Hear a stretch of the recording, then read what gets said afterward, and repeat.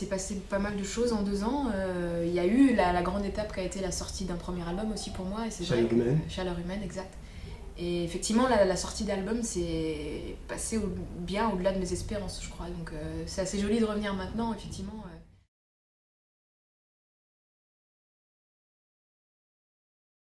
C'est toujours la même en fait, mais c'est juste que j'ai plus de moyens en fait, je crois, pour exprimer ce que je veux défendre. Je peux le faire avec plus de gens avec moi, quoi. Il y a tout simplement une plus grande équipe, la famille s'est un peu agrandie, je crois.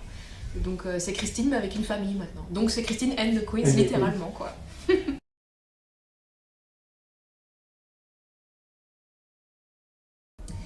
Alors, dans mon cas, c'est venu assez instinctivement parce que j'ai toujours vraiment aimé danser et voulu cultiver ça. Donc, plus ça va, plus je m'autorise à le faire et plus je le fais. Et après, effectivement, du coup, ça implique une certaine hygiène de vie, une esthétique, une discipline aussi. Mais c'est ce que j'aime bien en fait, je crois. J'aime bien envisager la scène comme un moment sportif, athlétique aussi, parce que j'aime beaucoup les performeurs qui sont là-dedans, qui sont dans quelque chose de. Enfin, moi en tout cas, je monte sur scène pour me dépasser un peu physiquement aussi. Moi, j'adore l'idée de transpirer sur scène et de donner de soi aussi, de sa personne, quoi. Donc, je crois que plus ça va, plus je m'autorise à le faire aussi.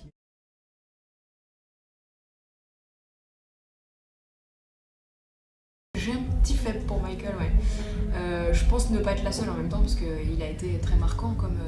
Mais oui, en tout cas, quand on parle de performeur ultime, moi je pense souvent à lui parce que c'est quelqu'un qui savait transcender aussi les moments de scène, quoi, qui savait en faire des vrais événements. Donc je trouve ça. Bon, je sais pas si je suis au niveau, mais j'ai cet idéal aussi que la scène amène vraiment quelque chose en plus par rapport à l'album et que c'est un vrai moment aussi de.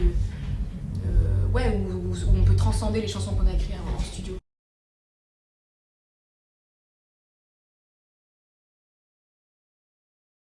En fait, c'est bizarre, je pense qu'on peut savoir qu'il y a de l'attente. En même temps, moi j'ai tellement tendance à redouter que les gens oublient aussi, parce qu'on s'enflamme très vite pour des gens, mais on peut les oublier très vite, donc moi je sais même pas si on m'attendra forcément pour le deuxième.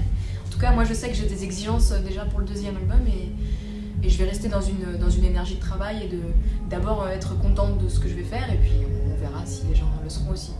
Mais je pense que c'est important de toute façon, en tant qu'artiste, on a toujours des exigences à satisfaire d'abord pour nous, et moi ça. Je sais que j'en aurai déjà, donc il faudra déjà que je me sente à la hauteur.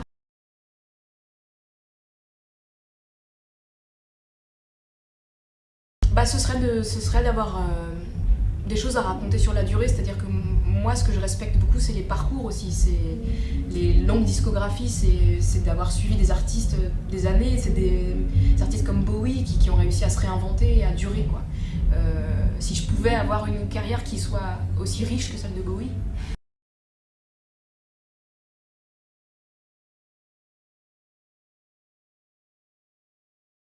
Oui, c'est quelque chose qui m'a toujours travaillé depuis que je suis très jeune. La question de l'identité, du genre, du vêtement, même comme code social, de la façon dont on se présente aux autres, qui est très différente d'une personne à l'autre. Enfin, j'ai toujours été intéressée par les gens, par exemple, qui baissent d'un ton au téléphone pour avoir l'air plus viril. J'ai toujours regardé ça, en tout cas. Donc, c'est des choses qui m'ont interrogée. Et puis, du coup, après, on écrit des albums avec les préoccupations qu'on a. Donc, Christine, c'est un peu la somme de toutes mes préoccupations. Ouais.